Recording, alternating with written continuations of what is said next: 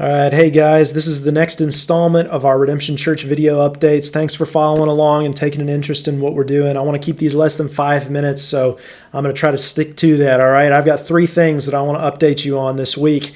The first is just where we're at as a team, where people are at on the team with moving to Roanoke and all of that. So at our launch team meeting, we had several guests there on our virtual meeting. That was really cool because they're either moving to Roanoke or some of them are already in Roanoke and they're interested in being a part of Redemption Church. So that was awesome.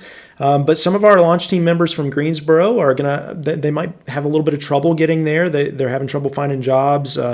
Some people realistically may be looking at moving in the fall instead of at the beginning of the summer or at the end of the spring here like they hoped, or maybe even potentially in January of 2021. So you can be praying for our team in that, because the transition period is already difficult in a church planting situation for the team, but this just makes it even harder because it drags it out longer. People aren't able to find jobs, places to live, all of that. The whole situation is just it's hard. And so just pray for our team during the transition time. Now, one thing that we're doing to try to alleviate that is the next thing that I want to share with you, the second thing I have for you today, which is we're going to start community groups as a church starting the beginning of May, the first week in May. We're going to do that because, man, I think that'll help us with our transition from Greensboro to Roanoke. It'll help us get to know one another better on a weekly basis. The launch team meetings are great, but they've been really geared toward equipping and things like that. So this will give us an opportunity to break up into smaller groups, get to know one another, talk about the Bible together, and it'll be good. Our philosophy for community groups is really to have open groups, which means we are able to invite people from outside of the church into these community groups to discuss the Bible, people who want to know more about the Christian faith or Redemption Church and what it's all about. It's just kind of an avenue for them onboarding into our church. And so, man, you can pray that God will use that as people move to Roanoke and are able to invite people into community group to discuss the Bible and ask hard questions.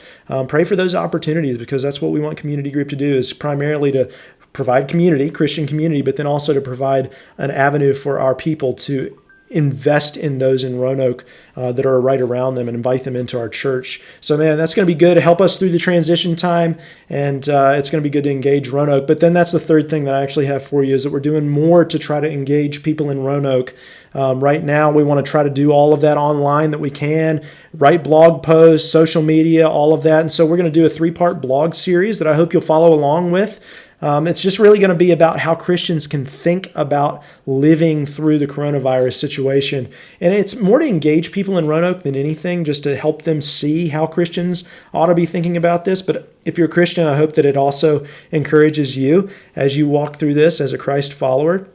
But, man, I hope you'll follow along with that, because Tamara's going to write one, I'm going to write one, and then we'll end in a Q&A session, like a live Q&A session here in a few weeks. Actually going to try to schedule that for May 7th, Thursday, May 7th. So I hope you'll put that on your calendar. We're going to do it during the lunch hour at 12 o'clock.